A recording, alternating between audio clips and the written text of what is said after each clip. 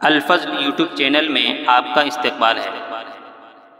اس channel پر روزانہ قرآن پاک کی ایک آیت تلاوت مع ترجمہ اور مختصر تشریح پیش کی جا رہی ہے۔ ویڈیو اپلوڈ ہونے پر نوٹیفیکیشن پانے کے لیے اس چینل کو سبسکرائب کریں اور بیل آئیکن ضرور دبائیں۔ السلام علیکم ورحمۃ اللہ وبرکاتہ۔ میرے دینی و ایمانی بھائیوں اور بہنوں، سورہ نساء آیت نمبر 167، 168 اور 169 پیش خدمت ہے۔ اعوذ باللہ من الشیطان الرجیم۔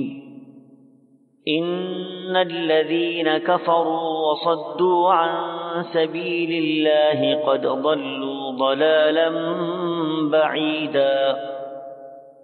ان الذین کفروا وظلموا لم یکن اللہ لیغفر لهم ولا لیہدیہم طریقا الا طریق جہنم خالدین فیہا ابدا وکان ذلک علی اللہ یسیرا۔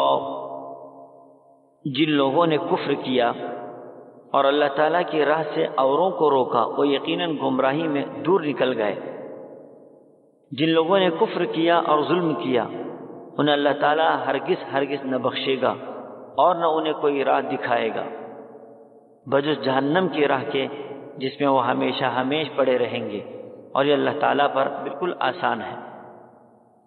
حضرات، آج کی پڑھی گئی تینوں آیتوں میں کفر اور حق کی اتباع نہ کرنے والوں کا انجام واضح کرتے ہوئے اللہ تبارک و تعالیٰ ارشاد فرماتے ہیں کہ حق کے اترنے کے بعد جن لوگوں نے کفر کیا اور حق کو نہ مانا، ساتھ ساتھ دوسرے لوگوں کو بھی رائے حق سے روکتے اور بہکاتے رہے، یہی لوگ صحیح راہ سے ہٹ گئے اور حقیقت سے الگ ہو گئے اور ہدایت سے ہٹ گئے ہیں۔